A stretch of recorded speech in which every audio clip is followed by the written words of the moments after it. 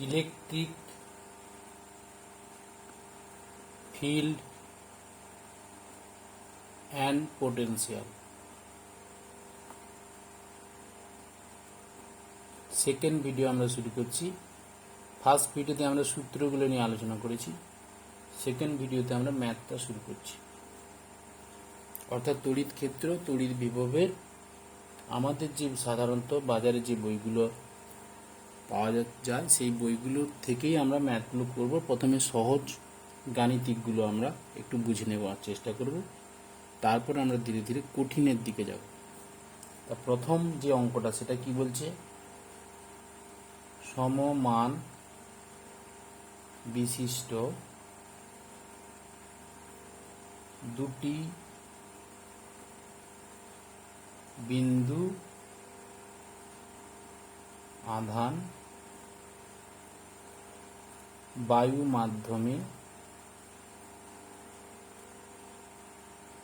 পরস্পর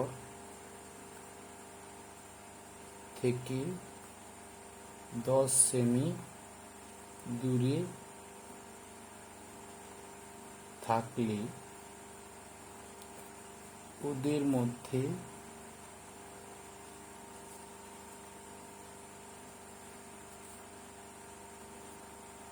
পঞ্চাশ milligram wait বল ক্রিয়া করে।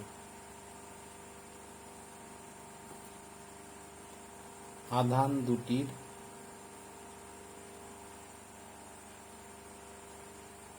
মান নির্ণয় করো।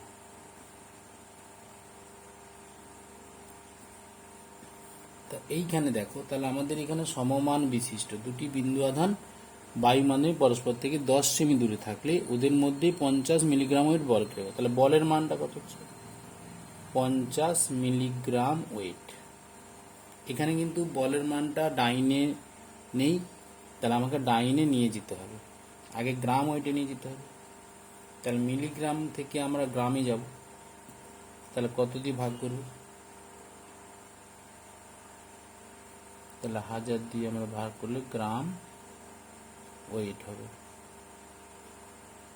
তাহলে কত হচ্ছে? 0.050 ইন্টু 980 করলে যেটা হবে সেটা হচ্ছে ডাইনে।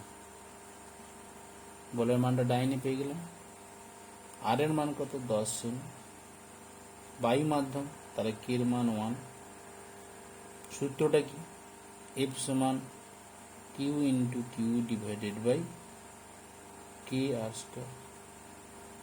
তাহলে আমরা যদি এই মান এফের জায়গায় মান বসাই, into 980 equal to Q square divided by 1 into কত হবে? আর এর মান 10 এর হোল স্কয়ার।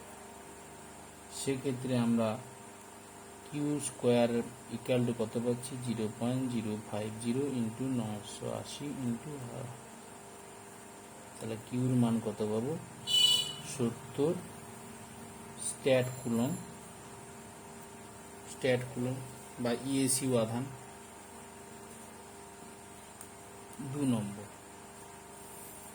2 নম্বর কি বলছে? দুটি আধানের অনুপাত 2:3 এবং ওদের মধ্যকার দূরত্ব। তাহলে দুটি আধানের অনুপাত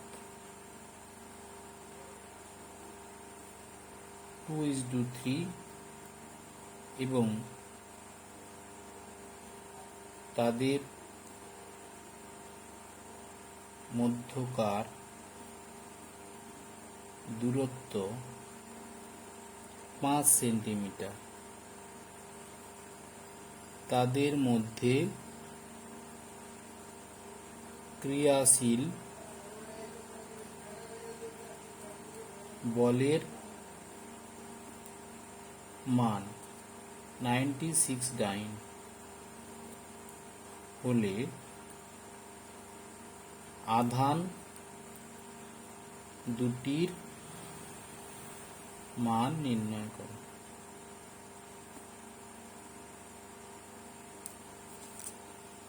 তাহলে এখানে আধানের অনুপাত বলেছে, তাহলে Q1 সমান কত হবে? 2Q Q2 সমান দ্বিতীয়টা প্রথম আধান, আর এটা হচ্ছে দ্বিতীয় আধান।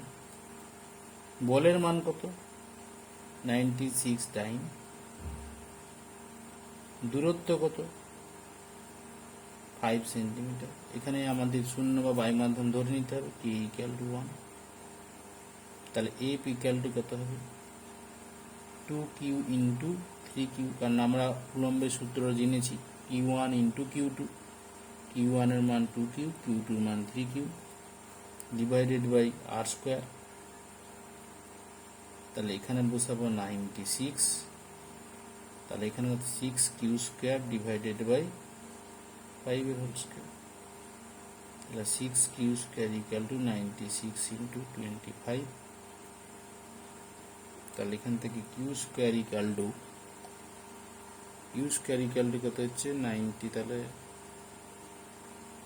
25, তাহলে এখানে 4, তার মানে আমাদের কত আসবে? 20। এখানে কিউর মান কত আসবে তাহলে সেক্ষেত্রে? তাহলে Q = আসবে 4 × 20 AC। তাহলে 2Q = কত হচ্ছে? 20 × 2, 40 স্ট্যাট কুলম্ব। 3Q = কত হচ্ছে? 20 × 3, 60 স্ট্যাট কুলম্ব। এটাই আমাদের অ্যান্সার।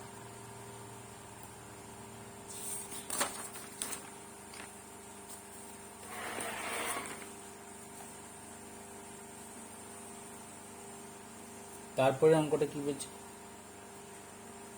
দুটি গোলকের প্রত্যেকের আধান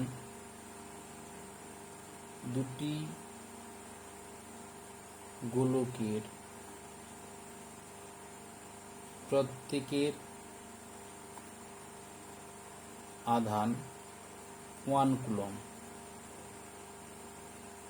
এই গোলক দুটিকে বায়ুতে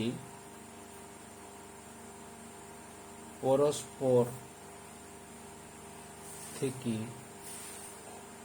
কত দূরে রাখলে প্রত্যেকের উপর ক্রিয়াশীল বল 1 নিউটন হবে? তাহলে F এর মান, M মানে বল, 1 নিউটন। দুটো আধানের মান Q1 = Q2 = 1 কুলম্ব। তাহলে দূরত্ব চেয়েছে, তাহলে F সমান কত হচ্ছে? তাহলে Q1 × Q2 ডিভাইডেড বাই 4πε0, বায়ুতে বলেছে R²। 1/4πε0 এর মান কত? 9 × 10⁹। Q1 এর মান 1 × কত হচ্ছে? 1। আর এর মান বের করতে হবে। F এর মান কত দেওয়া আছে? 1 নিউটন। তাহলে R² কত হচ্ছে? R² 9 × 10⁹। তাহলে এখান থেকে আর এর মান কত আসবে? 9.486 × 10⁴ মিটার।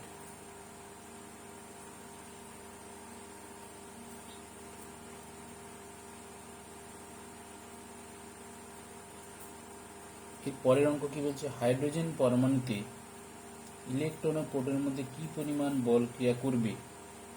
ধরে নাও ইলেকট্রনের আধান এবং ইলেকট্রনের কক্ষের গড় ব্যাসার্ধ। হাইড্রোজেন পরমাণুতে ইলেকট্রন ও প্রোটনের মধ্যে কি পরিমাণ বল ক্রিয়া করবে? ধরে নাও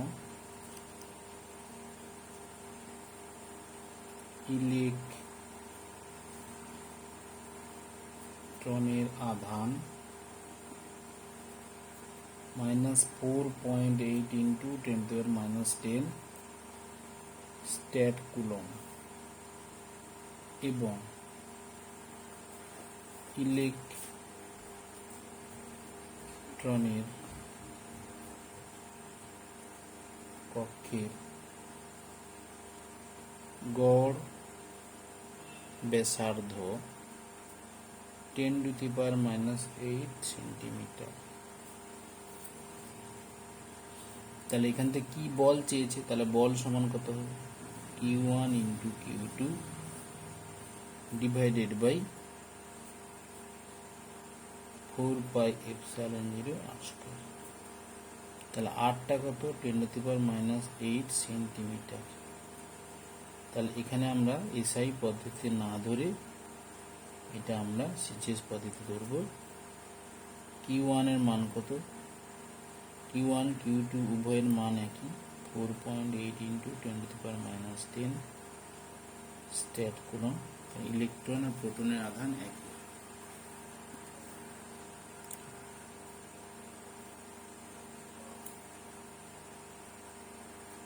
তাহলে আমরা এখান থেকে কত করব, 4.8 ইন্টু 10⁻10 4.8 ইন্টু 10⁻10 ডিভাইডেড বাই আর এর মান 10⁻8 তার হোল স্কয়ার।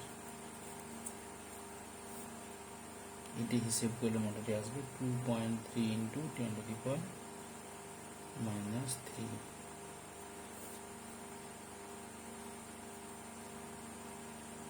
তাহলে এখানে টোটাল ইলেকট্রন এবং প্রোটনের মধ্যে বলেছি। তাহলে এখান থেকে কত হচ্ছে, 9 5।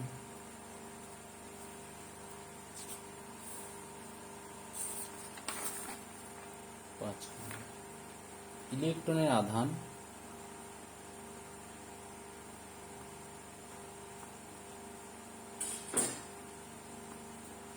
ই এবং ভর m, এটি জেডি আধানযুক্ত নিউক্লিয়াসের চারিদিকে আর ব্যাসার্ধের বৃত্তপথে ঘুরছে। ইলেকট্রনের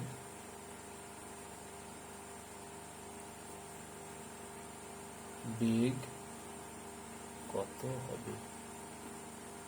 আমরা জানি নিউক্লিয়াসের আধান সবসময় জেড ই, কারণ যতগুলো ইলেকট্রন থাকে ততগুলি প্রোটন নিস্তড়িত অবস্থাতে। তাহলে এখানে আমি যদি একটা মৌলের কথা ভাবি, এ জেড, তাহলে জেড সংখ্যক ইলেকট্রন থাকে, জেড সংখ্যক প্রোটন থাকে।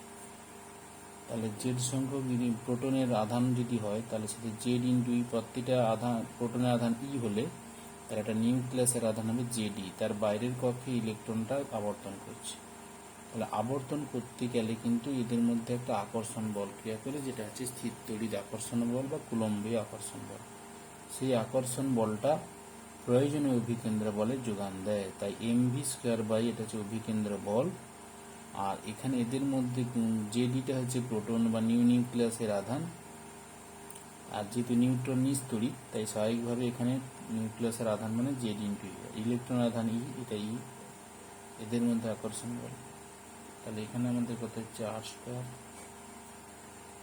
তাহলে এই সমীকরণ থেকে আমি ভি এর মানটা পেয়ে যেতে পারি। তাহলে v² কত হবে, তাহলে zd² divided by m into r. তাহলে v সমান √ওভার কত হবে, zd² বাই m r।